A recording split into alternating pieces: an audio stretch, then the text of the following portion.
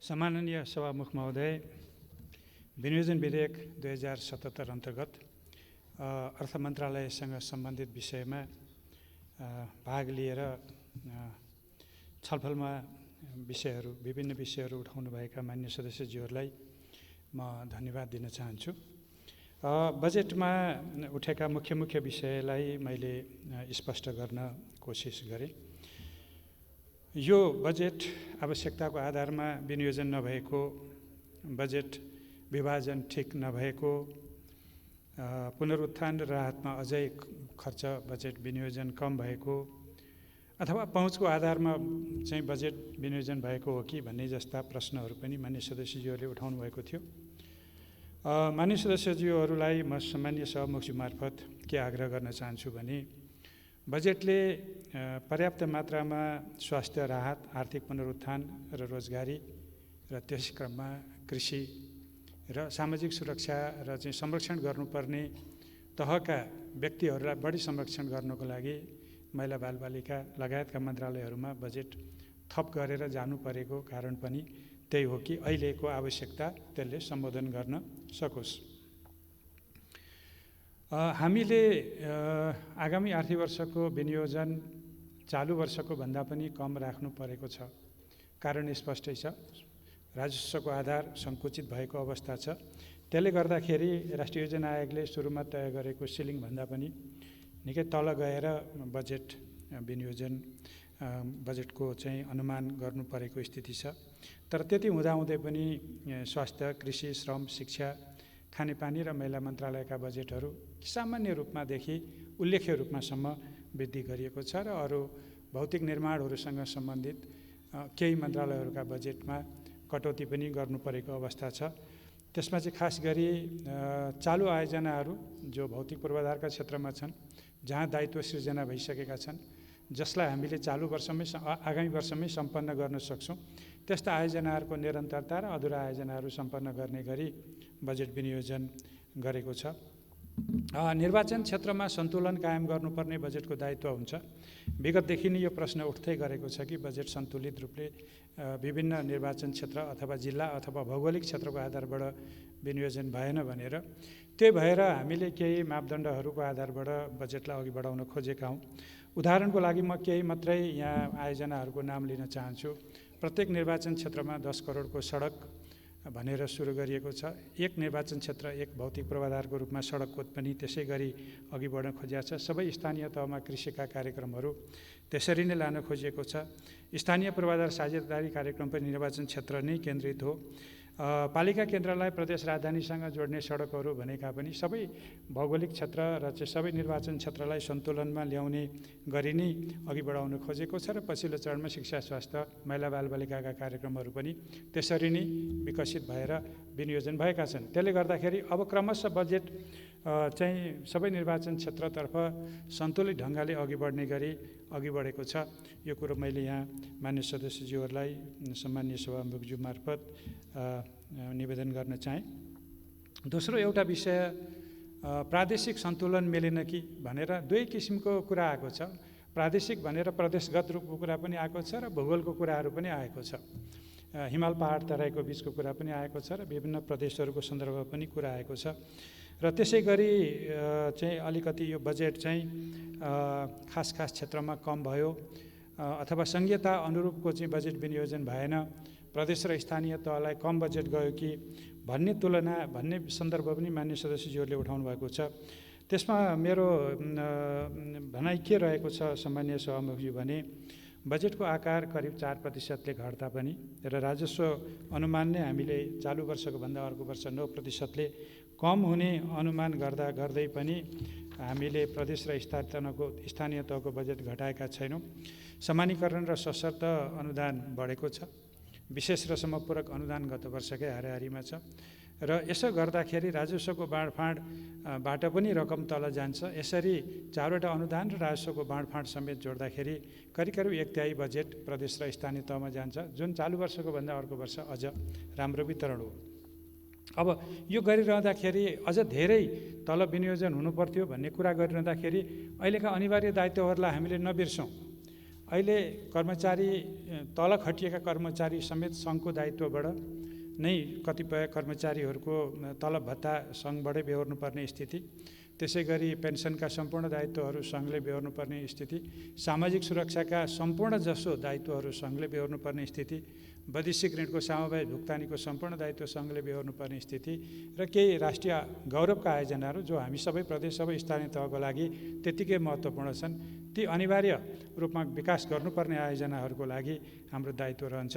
त्यसो गर्दाखेरि हामीलाई 6 खर्बभन्दा बढीको दायित्व त सङ्घमा नै रहन्छ। त्यसले गर्दाखेरि 10 खर्बको राजस्व परिचालन गर्नेमा त्यो अनिवार्य दायित्वमै 6 खर्ब र चाहिँ राष्ट्रिय गौरवको आयोजनामा 1.5 खर्ब भन्यो भने पनि धेरै ठुलो दायित्व सङ्घमा नै रहेको हुनाले यो प्रदेश र स्थानीय तहमा अधिकार सँगसँगै जिम्मेवारी पनि बाँडफाँड हुँदै जाँदा क्रमशः यी जिम्मेवारी र यी थप दायित्व वित्तीय दायित्व पनि तल पनि सर्दै जाने स्थितिमा त्यो अङ्क बढ्दै जाने कुरो नभए अहिले चाहिँ केही दायित्वहरू सङ्घमै रहेको हुनाले त्यसै अनुसारको यो संहिता वित्तीय संहिता कार्यान्वयन अनुसारकै बजेट विनियोजन भएको स्थिति मैले जानकारी गराउन चाहेँ। प्रदेशगत रूपमा पनि अलिकति प्रसङ्ग उठेको छ, कुनै प्रदेशमा कम भयो कुनैमा बढी भयो भन्ने प्रसङ्ग।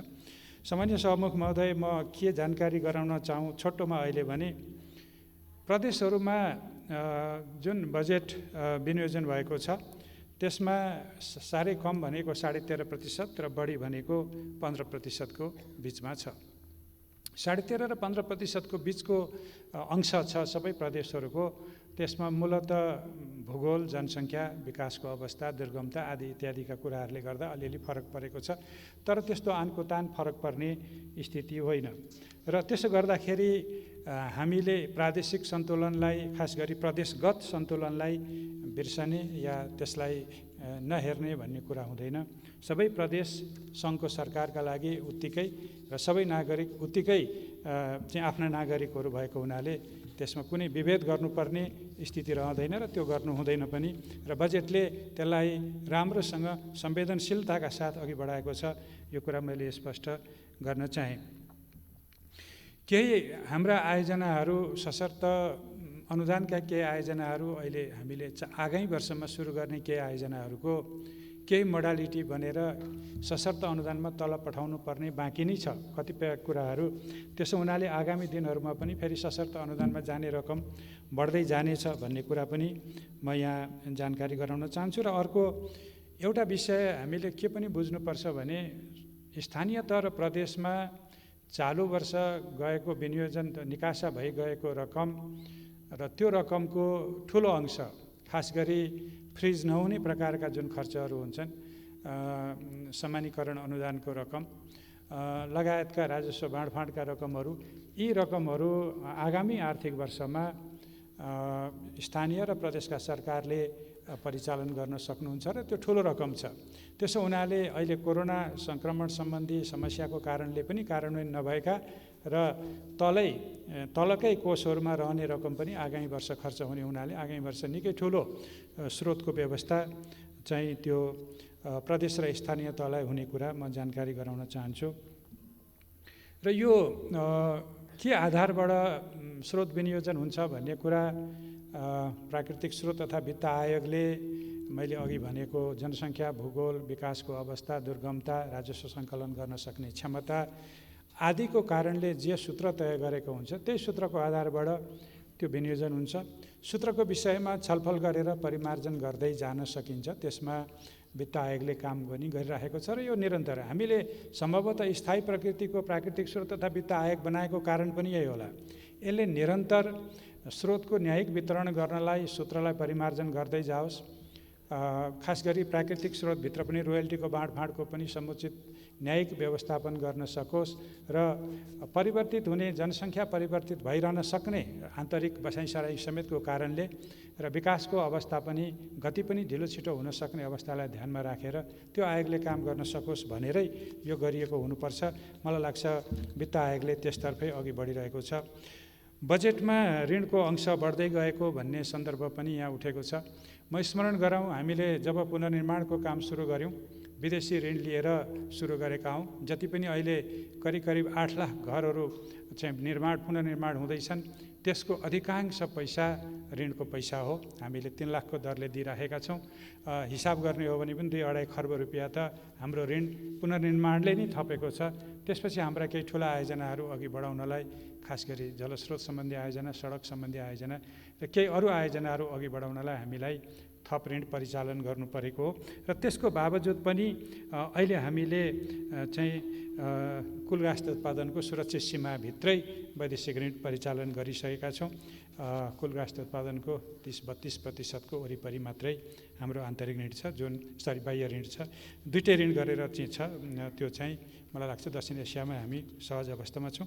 र एउटा कुरा हामीले यसचोटि गरेको, यो मैले इम्फेसाइज गर्न चाहेँ सामान्य सभामुखज्यू मार्फत माननीय सदस्यज्यूहरूलाई, हामीले पहिलोचोटि आन्तरिक ऋणको रकम कुन विकास खर्चमा, कुन विकास कार्यमा खर्च हुन्छ भनेर अत्यन्त पारदर्शी र लक्षित रूपले जान खोजेका छौँ, ताकि आन्तरिक ऋणको रकम जथाभावी उपभोगमा खर्च नहोस्, यसतर्फ अघि बढ्न खोजिएको छ। अर्को एउटा प्रसङ्ग उठेको छ, यो सङ्घ प्रदेश र स्थानीयको बिचमा समन्वय नभएको हो कि भन्ने कुराहरूमा हामीले अन्तर्प्रदेश परिषदका नियमित बैठकहरू, अन्तरसरकारी वित्त परिषदका नियमित बैठकहरू गरिरहेका छौँ र सङ्घ प्रदेश र स्थानीय तहमा बाजिएका करहरूका सन्दर्भमा कानुनी सुधारहरू गर्नुपर्ने कुराहरू छन्। त्यसमा अहिले हामीले यो अन्तरसरकारी वित्त व्यवस्थापन ऐन, स्थानीय सरकार सञ्चालन ऐनमा संशोधन गरेर कतिपय नमिलेका कुराहरू मिलाउने तर्फ पनि सरकारले पहल गरिरहेको छ। र त्यसै गरी निरन्तर संवाद र सम्मान्य प्रधानज्यू मार्फतै पनि भिडियो कन्फरेन्सिङको माध्यमबाट पनि प्रदेश मुख्यमन्त्रीज्यूहरूसँग संवाद गरिरहनु भएको छ। यी सबै कुराहरू मैले यहाँ राख्न चाहेँ र जिल्ला समन्वय समितिलाई पनि अझ केही प्रभावकारी बनाउनको लागि पनि बजेटमा व्यवस्था गरिएको छ। त्यसपछि अलिकति छलफल भएको विषय चाहिँ राहत र पुनरुत्थानमा रकम पुगेन कि बजेट पुगेन कि भन्ने प्रसङ्ग मान्य सदस्यहरूले उठाउनु भएको छ। ठिक हो, हामीले पर्याप्त दिन सकेका छैनौँ होला, तर हाम्रो क्षमता, आर्थिक क्षमता कति हो, राज्यको पनि भार वहन गर्न सक्ने क्षमता हुन्छन्। त्यो क्षमताले तन्कन सक्नेसम्म तन्केर यो राहत र पुनरुत्थानको कुरा गरेको छ। मैले बजेटमै ती कुराहरू उल्लेख गरेको छु, मैले दोहोऱ्याउन चाहिनँ। तर त्यो ठुलो रकम हुन्छ, करिब 2.5-3 खर्बको रकम विभिन्न सहुलियतपूर्ण ऋण अथवा चाहिँ यो पुनरुत्थान कोष अथवा अरू प्रकारका ब्याज अनुदान, बिमामा चाहिँ सरकारको अनुदान लगायतको काममा खर्च हुने स्थिति छ। त्यसले गर्दाखेरि अहिलेको स्थितिमा हामीले अधिकतम प्रयास गरेर त्यो चाहिँ छुट्याएको छौँ। अर्को एउटा विषय उठेको छ, पछाडि परेको वर्ग क्षेत्र समुदायलाई बजेटले छुन सकेन कि भन्ने प्रसङ्ग पनि उठेको छ। यसमा सामान्य सभामुखज्यू, म मान्य सदस्यज्यूहरूलाई के अनुरोध गर्न चाहन्छु भने सरकार यसमा अत्यन्त संवेदनशील भएर बजेट विनियोजन गरेको छ। खास गरी अहिले कतिपय हामीले कार्यक्रम गर्दा सबैलाई आधारभूत सेवा, शिक्षाको कुरा किन नहोस्, माध्यमिक तहसम्मको स्वास्थ्य सेवाको कुरा किन नहोस्, खानेपानीको कुरा किन नहोस्, विद्युतको कुरा किन नहोस्, सरसफाइको कुरा किन नहोस्, र अब बिस्तारै अरू भौतिक पूर्वाधारका कुराहरूमा पनि सबै क्षेत्र, वर्ग, समुदाय समेट्ने गरी जाने भनेपछि अब सर्वकालिक, सर्वव्यापी सामाजिक सुरक्षा सहितको कार्यक्रम जाने भएपछि त सबै नेपालीलाई क्रमशः कुनै न कुनै किसिमको सामाजिक सुरक्षामा र चाहिँ विकासको चाहिँ मूल प्रवाहमा लिएर आउने कुराहरू नै त्यहाँ सुनिश्चित गरिएको छ। त्यसो हुनाले यसमा चाहिँ त्यति धेरै यो वर्ग छुट्यो कि भन्ने स्थिति रहला जस्तो मलाई लाग्दैन। हिंसा पीडित महिला र जोखिममा परेका बालबालिकाको सन्दर्भमा पनि त्यही कुरा उठेको छ, त्यसमा सरकारले ध्यान दिएको छ। एउटा अर्को विषय अलि केही समयदेखि संसदमा उठिरहेको छ, त्यो विषय भनेको MCA हो, जुन कार्यक्रम चाहिँ 2-3 वर्ष यतादेखि हामीले बजेटमा खास गरी विद्युत पूर्वाधार र सडक पूर्वाधारमा लगानी गर्ने भएर अमेरिकी सहयोग नियोग MCC को चाहिँ अनुदान सहयोगमा सुरु गर्न खोजिएको आयोजना हो। त्यसका केही प्रारम्भिक कामहरू अघि बढेका छन्, तर यसको इन्ट्री इन्फोर्स हुनको लागि हामीलाई अहिले पनि केही समय अझै पनि केही दुविधामै हामी रहेको अवस्था छ। र खास गरी संसदमा विचाराधीन रहेको यो MCC को सम्झौता पत्र अनुमोदनको अवस्थाले गर्दाखेरि अहिले हामी त्यो अनुमोदन नहुन्जेलसम्म विदेशी सहायता परिचालन गर्ने अवस्थामा छैनौँ र विद्युत आयोजना अघि बढाउने क्रममा जग्गा अधिग्रहणदेखि अरू कामहरू नेपाल सरकारले गर्ने काम र नेपाल सरकारले आफ्नो स्रोतबाट गर्नुपर्ने र त्यो आयोजना नेपाल सरकारको आफ्नै स्रोतबाट पनि गर्न सक्नुपर्ने महत्त्वपूर्ण आयोजना भएको हुनाले त्यसै अनुसारै यो बजेटमा यो व्यवस्था गरेको छ र यो बारेमा संसदमा जब एमसिसी सम्झौता पत्रमा छलफल हुन्छ त्यो बेला नै यसमा अझ बढी गहन छलफल गर्न सकिन्छ। अहिले मैले यति मात्रै राखेँ यो एमसिसीको सन्दर्भमा। त्यसपछि अलिकति बजेट कार्यान्वयन र सुशासनको सन्दर्भमा प्रसङ्ग उठाउनु भएको छ।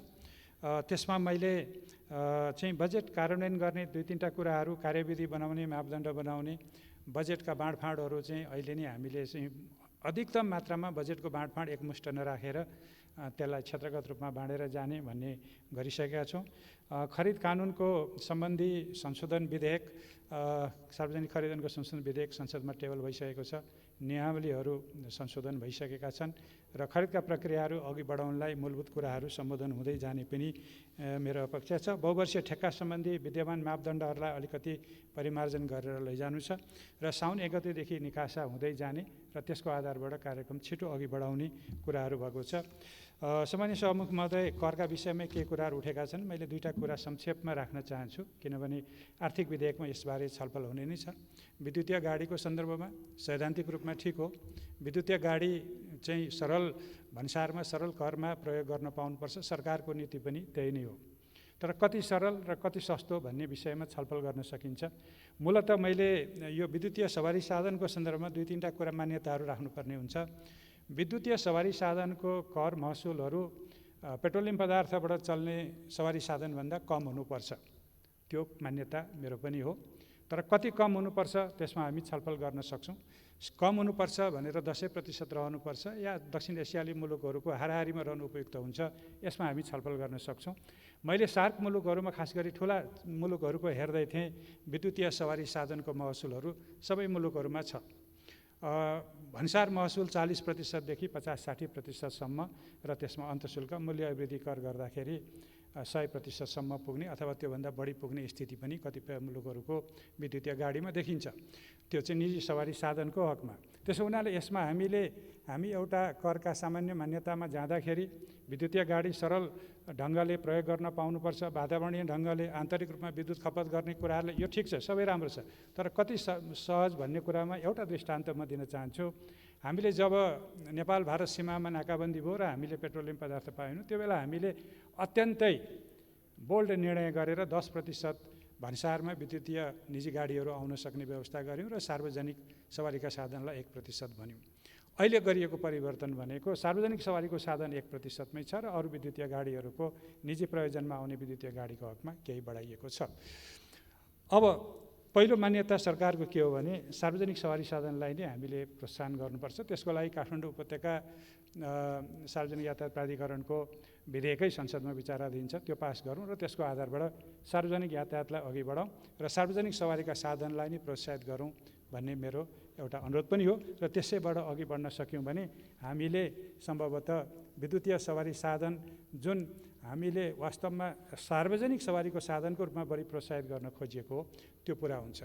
अर्को एउटा विषय, विद्युतीय गाडीहरूले विद्युत धेरै खपत गर्छन्, त्यसकारण हाम्रो विद्युत खपत हुन्छ भन्दा एउटा कुरा हामी के नबिर्सौँ भने गाडीले मात्रै खपत गरेर हाम्रो विद्युत 100-150 मेगावाट थप खपत होला, तर हामीले औद्योगिकरणका प्रक्रियाहरू अरू किसिमका चाहिँ विद्युत उपभोग हुने ग्राहस्थ खपतदेखि लिएर अरू सबै प्रक्रियाहरूमा अघि नबढुन्जेल र ग्रामीण विद्युतीकरणलाई पूर्णतः सफल नपारुन्जेल हामीले गाडी मात्रै कुदाएर पनि धेरै विद्युत खपत हुने स्थिति छैन। यो मैले विनम्र अनुरोध गर्न चाहेँ। केही वस्तुहरूको चाहिँ भन्सारको विषयमा पनि प्रसङ्ग उठेको छ, चक्लेटको विषयमा कुरा उठेको छ। आर्थिक ऐन विधेयकमा छलफल हुँदा म यसमा जवाफ दिउँला। तर एउटा कुरो के हो भने 2071-72 सालदेखि त्यो वस्तुको मूल्य 30% थियो। पोहोर हामीले केही वस्तुको मूल्य माथि लैजाने क्रममा 40% गरिएको र त्यसलाई फेरि समायोजन गरेर 30%मै झारिएको स्थिति हो। दोस्रो कुरा, त्यो प्रतिस्पर्धी रूपमा आयात हुने वस्तु हो। 123 वटा फर्मले आयात गर्दो रहेछन् त्यो, त्यसकारण कुनै कुनै व्यवसायीलाई हेरेर अथवा कसैलाई हेरेर त्यस्तो गरिँदैन र कोही मान्य सदस्यज्यूले भने जस्तो त्यो अर्बौँको आउने रकम पनि त्यो होइन, चोरी पैठारी हुन सक्ने सम्भावना भएका केही वस्तुको भन्सार घटाइएको छ र यही संसदमा उठेका विषयहरूलाई ध्यानमा राखेर अरू कतिपय खाद्य वस्तुको भन्सार दर र चाहिँ मूल्यवृद्धि कर हटाइएको अथवा घटाइएको स्थिति पनि छ।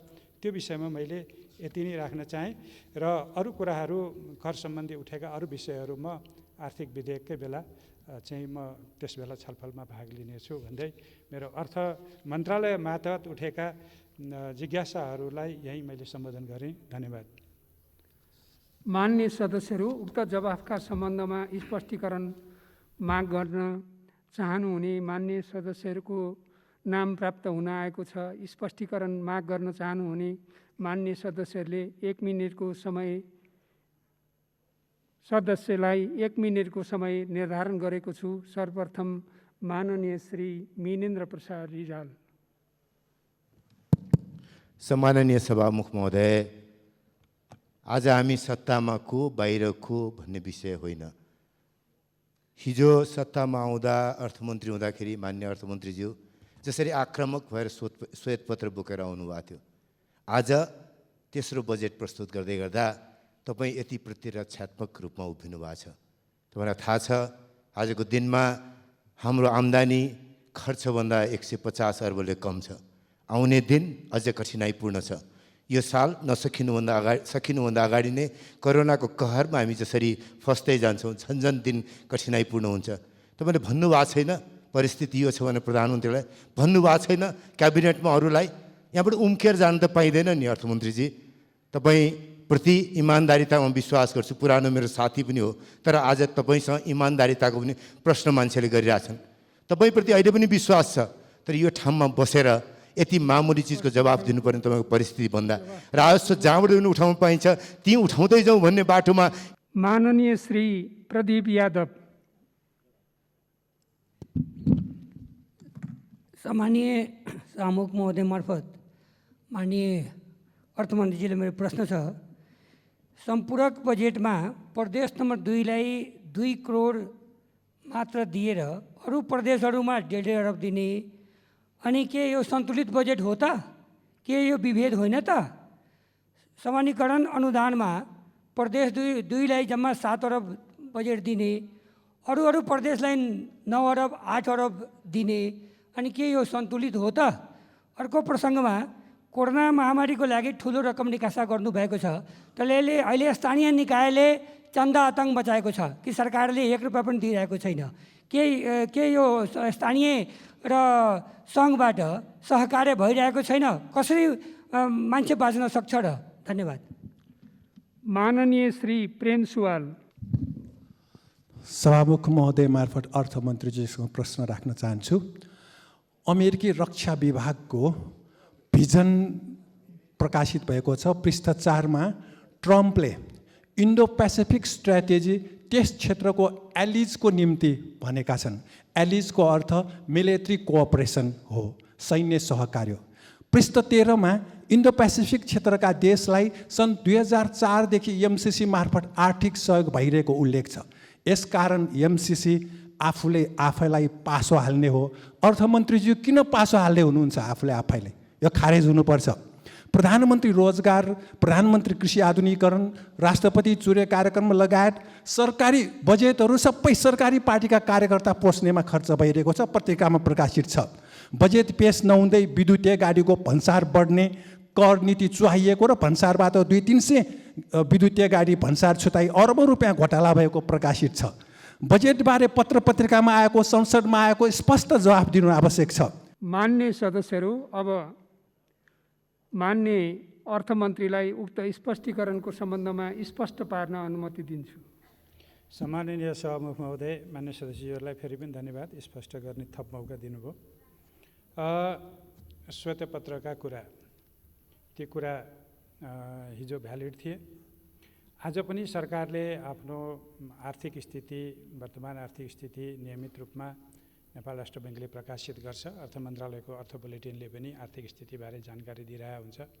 राजस्व र खर्चको सबै विवरणहरू आएकै हुन्छ। पहिलो 2 वर्षको विवरण सरकारको प्रगति संसदमै पेश भइसकेको छ, त्यसमा मान्य सदस्यज्यूहरूले पढ्ने भएको छ। तेस्रो वर्ष जुन अहिले हामी 2076-77 कार्यान्वयनमा जाँदैछौँ, त्यसमा हाम्रा बजेटका सन्दर्भमा केही हामीले आर्थिक वृद्धिको विषयमा र राजस्व सङ्कलनको विषयमा मैले यसअघि पनि भनिसकेका छु। राजस्व एक तहमा वृद्धि हुँदै गइसकेपछि त्यसभन्दा थप बढाएर लैजानलाई दायरा जति फराकिलो पारे पनि धेरै सम्भव हुँदो रहेनछ। आर्थिक वृद्धि उच्च नगरुन्जेल कर बढ्न सक्दैन, धेरै बढ्न सक्दैन भन्ने कुरा यो रियलाइजेसन पनि हो। त्यही भएर आगामी वर्षको बजेटमा अहिलेको लो बेसबाट पनि 22% मात्रै राजस्वको वृद्धि राखिएको छ। अब त्यो बाहेक अरू फागुन महिनासम्मको पुँजीगत खर्च, अरू खर्चहरूको सन्दर्भमा मान्य सदस्यले उठाउनु भएको जिज्ञासा सही हो। केही हदसम्म हामीले पुँजीगत खर्च जति गर्न सक्थ्यौँ त्यो चाहिँ पहिलो चौमासिकमा गर्नुपर्ने खर्च दोस्रोमा गर्नुपर्ने तेस्रोमा हुँदै आएको हो। फागुनसम्ममा खर्चले पिकअप गरेकै स्थिति हो। अब चैत्र यताको जिम्मेवारी पनि अर्थमन्त्रीले नै लिनुपर्ने त पक्कै भन्नुभएको होइन, तर फागुनसम्मको जिम्मेवारी चाहिँ अर्थमन्त्रीले पनि लिनुपर्छ र चैत यताको जिम्मेवारी हामी सबैले लिनुपर्छ, किनभने अर्थमन्त्रीले नै कोरोना निम्त्याएको स्थिति चाहिँ पक्कै पनि होइन। त्यो तर यति भनेर हामीले गर्नुपर्ने कामहरूबाट मुक्ति पाउँदैनौँ, यो गर्नुपर्छ। र हामीले अर्थतन्त्रमा मूलत आर्थिक स्थायित्वका कुराहरू जुन मान्य सदस्यज्यू अत्यन्तै अध्ययनशील हुनुहुन्छ, पढ्नुहुन्छ, विश्व ब्याङ्कका अन्तर्राष्ट्रिय मुद्रा कोषका एडिबीका रिपोर्टहरू पढ्नुभएको छ, त्यसले नेपालको अर्थतन्त्र सोलिड ग्राउन्डमा अघि बढिरहेको छ भनेर त भनेकै छ त। अब त्यो मैले भनेको नपत्याए त्यो त पत्याइदिनुहुन्छ कि भन्ने पनि मेरो अनुरोध हो। त्यसो हुनाले यसमा परिस्थितिका कुराहरू चाहिँ कहाँ कमजोरी छन् स्पष्ट रूपमा भन्नलाई मलाई गाह्रो छैन, तर भएका कुराहरू राम्रा कुराहरू पनि भन्नु त पर्यो। दोस्रो कुरा, यो समपूरक बजेटको बारेमा मान्य सदस्यले प्रश्न उठाउनु भयो। समपूरक र विशेष अनुदानको कार्यविधि छ। प्रत्येक प्रदेश र स्थानीय तहले समपूरक र विशेषबाट कस्तो कार्यक्रम गर्न चाहने हो भनेर राष्ट्रिय योजना आयोगले त्यसको सूचना प्रकाशित गर्छ। त्यसको आधारबाट उहाँहरूले आयोजना माग्नुहुन्छ र त्यसको छनौट हुन्छ। अब प्रदेशबाट छनौट त्यस्ता आयोजनाहरू नै नआएपछि के आधारबाट चाहिँ सङ्घले आयोजनाहरू हालिदिने? त्यसो हुनाले मेरो अनुरोध के छ प्रदेश सरकारहरूलाई भने उहाँहरूले आफूलाई माग भइआएका आयोजनाहरू समयमै मागिदिनु पर्यो र मागेर चाहिँ पठाउँदाखेरि परेन भने मान्य सदस्यज्यूहरूले उठाउनु भएको चाहिँ माग अथवा गुनासो त्यो जायज हुन्छ। तर माग नभएको क्षेत्रमा बजेट विनियोजन गर्दाखेरि आफ्नो मापदण्ड आफ्नै कार्यविधिको विपरीत सरकार गयो भन्ने प्रश्न त फेरि अर्को एउटा प्रदेशले उठाउन सक्छ नि। मैले यति कुरा राख्न चाहेँ। खास गरी अब यो कोरोनाको बजेट कति खर्च भएको छ के छ भने यो सरकारले यो सार्वजनिक गर्छ। यसमा यो महामारीको बेलामा हाम्रा खर्चहरू व्यवस्थित होइन, पारदर्शी मात्रै होइन, सबै जनतालाई सुसूचित गर्ने गरी पनि अघि बढ्ने हो, ध्यान आकृष्ट गर्नुभएको छ। हामी यो सबै विवरण सार्वजनिक गर्छौँ। एमसिसीको बारेमा मान्य सदस्यज्यू मैले भनिहालेँ, यो सम्झौता पत्र संसदमा विचाराधीन छ, यहाँ छलफल भइजाओस्। यो कसैको सुरक्षा छातामा छ या छैन यसमा त्यही बेला छलफल हुन्छ, तर यो एउटा सम्झौता सहायता सम्झौता हो। त्यो सहायता सम्झौता अर्थ मन्त्रालयले गरेको हो र यो अर्थ मन्त्रालयले को मन्त्री हुँदा गर्यो भन्ने विषय भएन। सम्माननीय प्रधानमन्त्रीले भन्नुभएको छ यो एउटा सरकारको निरन्तरताको प्रसङ्ग हो। त्यसमा हामीले केही सच्याउनु पर्ने कुराहरू जो हाम्रा सहायक सम्झौताहरू छन् ती सहायक सम्झौताहरूमा मिलाएर जान सक्ने विषयहरू रहन सक्छन्। त्यसमा केही कुराहरू बुझाइको फरक हुनसक्छ, त्यसमा मिलाएर जान सक्ने विषयहरू हुन सक्छन्। तर मलाई लाग्दैन त्यो आयोजना आफैले हामीले गर्दाखेरि अहिले नै त्यो तोडेर एउटा मित्र राष्ट्रसँगको सम्बन्ध बिगार्ने र अन्तर्राष्ट्रिय सहयोगको वातावरण बिगार्ने काम हामीले गर्नुहुन्छ जस्तो मलाई अहिले लाग्दैन। बाँकी कुरा संसदले यसमा छलफल गरेर निर्णय गरोस्। मेरो अहिलेलाई यति नै हो। र सरकारी बजेट यता गयो उता गयो भन्नुहुन्छ मान्य सदस्यज्यू, त्यो चाहिँ महालेखा परीक्षकले हेर्छन् नि। त्यसको प्रतिवेदन हेर्दाखेरि जे आएको छ महालेखा परीक्षकको प्रतिवेदनमा त्यो त्यही नै हो। हामीले राम्रो गरेका छौँ भने पनि प्रतिवेदनमा नराम्रो भए नराम्रै हो, तर त्यहाँ राम्रो भएका कुराहरू उल्लेख भएका हुँदैनन्। यी चाहिँ राम्रै भएका रहेछन् भनेर बुझिदिनु हुन पनि म अनुरोध गर्दछु। धन्यवाद।